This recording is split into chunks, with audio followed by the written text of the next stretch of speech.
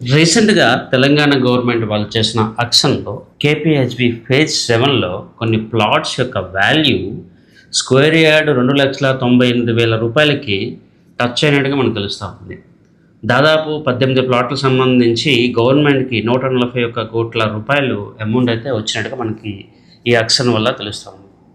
ఇక్కడ ఒక important point ఏంటంటే 2000, 2001 ఆ టైంలో అదే కేపీహెచ్‌బీ ఏరియాలో స్క్వేర్ యార్డ్ రూ. 1000, రూ. 1,800 మధ్యలో ఉండింది. అంటే 20 సంవత్సరాల్లో ఎంత రిటర్న్ ఇచ్చిందో మనం ఎక్స్‌పెక్ట్ చేయొచ్చు. అయితే రియల్ ఎస్టేట్‌లో అన్ని వేళలా ఇలాంటి రిటర్న్స్ వస్తాయని గ్యారంటీ ఉండదు. ఎలాంటి ప్లేసెస్‌లో ఇన్వెస్ట్‌మెంట్ చేస్తే బెటర్ రిటర్న్ వస్తదో తెలుసుకొని ఇన్వెస్ట్‌మెంట్ చేయాలి. ఎందుకంటే మన యాదగిరిగుట్టలో లేకపోతే ఈస్ట్ హైదరాబాద్‌లో గత 5 సంవత్సరాల్లో రియల్ ఎస్టేట్ రిటర్న్ రాలేదు. కొన్ని ప్లేసెస్‌లో వాల్యూస్ 5, 6 సంవత్సరాలు అయిన తర్వాత కూడా ఎప్రిసియేషన్ కాలేదు. సో ఇన్వెస్ట్‌మెంట్ చేసేటప్పుడు ఎక్కడ ఎప్రిసియేషన్ వస్తుంది, లాంగ్ టర్మ్‌లో ఎక్కడ మల్టీఫోల్డ్ రిటర్న్ వస్తుందో దాన్ని తెలుసుకొని ఇన్వెస్ట్‌మెంట్ చేయడం వల్ల మంచి రిటర్న్ వస్తుంది.